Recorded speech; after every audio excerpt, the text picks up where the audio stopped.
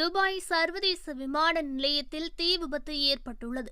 Terminal 2இல் சனிக்கிழமை தீ விபத்து ஏற்பட்டுள்ளது. இதனால் செக்-இன் சோதனை நடவடிக்கைகள் தற்காலிகமாக நிறுத்தி வைக்கப்பட்டது. ஆனால் தீ கட்டுக்குள் கொண்டுவரப்பட்டதாக துபாய் விமான நிலைய அதிகாரிகள் பின்னர் அறிவித்துள்ளார்கள். தற்போது விமான நிலையத்தின் செயல்பாட்டில் எந்த இடையூறும் இல்லை என அதிகாரிகள் கூறியுள்ளார்கள்.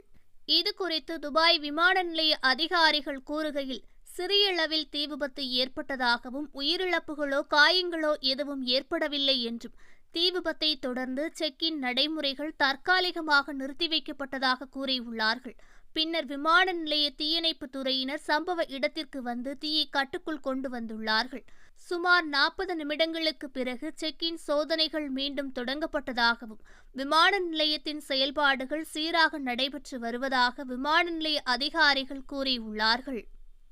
பயணிகள் எதிர்கொள்ளும் சிரமத்திற்கு வருந்துவதாகவும், நெருக்கடியை தீர்க்க அனைத்து சேவை கூட்டாளர்களுடன் நாங்கள் ஒருங்கிணைத்து வருவதாக துபாய் விமான நிலைய அதிகாரிகள் கூறியுள்ளார்கள். ஓகே ஃப்ரெண்ட்ஸ், இதுபோன்ற நியூஸ்களை உடனுக்குடன் தெரிந்து கொள்ள எங்கள் ரேஸ் தமிழ் சேனலை லைக் பண்ணுங்க, ஷேர் பண்ணுங்க, கமெண்ட் பண்ணுங்க. மறக்காம சப்ஸ்கிரைப் பண்ணுங்க.